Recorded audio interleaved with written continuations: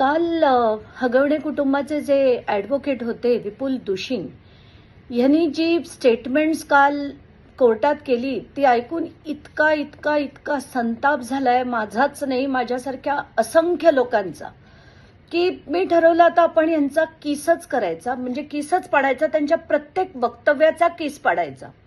त्यांनी असं म्हटलंय की प्लास्टिकच्या छडीने मारहाण केली याला हत्यारं म्हणायची का, या प्लास्टिकच्या छडीला? तर विपुल दुशिंग साहेब याला काय म्हणायचं, त्याला दुसरं काय नाव आहे, हे हत्यार नाही का? कारण त्यांनी जर कोणाची हत्या होत असेल तर त्याला हत्यारच म्हटलं जातं. दुसरं म्हणाले की नवऱ्याने बायकोच्या कानाखाली मारणं म्हणजे छळ आहे का?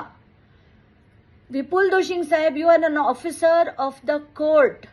तुम्ही असं असताना वाटेल ते जे बोललात, तुम्ही डोमेस्टिक व्हायलन्सचं समर्थन करताय का? डोमेस्टिक व्हायलन्सच्या विरुद्ध जे कायदे आलेत त्याची काही कारणं आहेत. शाब्दिक सुद्धा जर असं कोणी म्हणालं तर त्याला सुद्धा डोमेस्टिक व्हायलन्स म्हटलं जातं. आणि कानाखाली मारणं म्हणजे नवऱ्याने जर कानाखाली मारलं तर त्याला छळ म्हणायचा का? हे तुमचं आर्ग्युमेंट, कोर्टातलं आर्ग्युमेंट.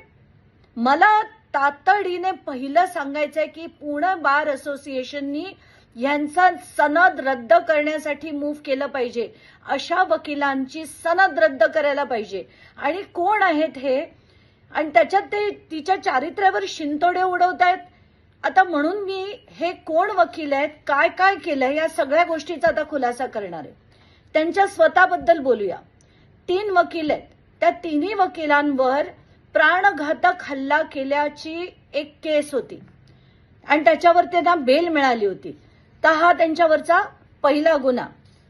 आता ते कोणाकोणाच्या केसेस लढतात त्याच्याकडे बघू, कारण मी माझं जे डोकं फिरलं होतं काल त्यांचं सगळं ते वक्तव्य ऐकून मी म्हटलं आता लोकांपुढे जाऊ दे की हा विपुल दुशिंग कोण आहे. त्यांनी 39 मुलींच्या मॉलेस्टेशनची केस होती. 39 मुलींच्या मॉलेस्टेशनची केस एका झेडपीच्या शाळेतली होती, जी प्रिन्सिपलनी एका शिक्षकावर केली होती. त्याच्यासाठी लढणारे आणि त्याला पॉक्सोतून सोडवणारे हे महादिग्गज विपुल दुशिंग.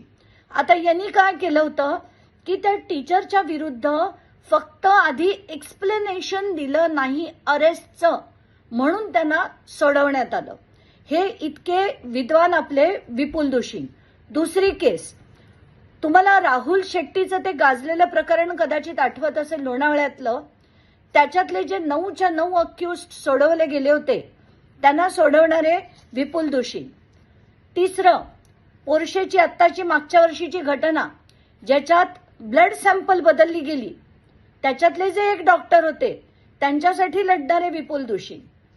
चौथी केस, गँगस्टर गजानन मारणे, आपल्याला आठवत असेल की ज्यांनी वरात काढली होती जेलच्या बाहेर आल्यानंतर, जसं काही लढाईत जिंकून आले होते ते, त्या गजानन मारणेची केस लढणारे विपुल दुशिंग. आणि या गजानन मारणेवर 6 FIR होत्या, त्यांच्यासाठी लढणारे विपुल दुशिंग.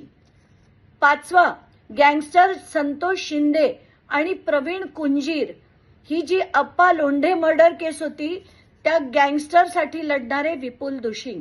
आता हे विपुल दुशिंग येणार, वाटेल ते बोलणार. ती प्लास्टिकची छडी काय हत्यार आहे का? तिला नवऱ्याने थप्पड मारली म्हणजे डोमेस्टिक व्हायलन्स केला, तर त्याचं पण समर्थन करतायत का?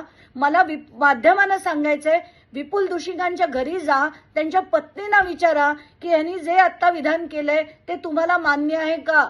आणि बार असोसिएशनला माझी कळकळीची विनंती आहे आणि महिला आयोगाला सुद्धा की हे वक्तव्य जे त्यांचं होतं डोमेस्टिक व्हायलन्सला समर्थन करणारं, याच्या बेसिसवर त्यांच्यावर सुमोटो ऍक्शन घ्या.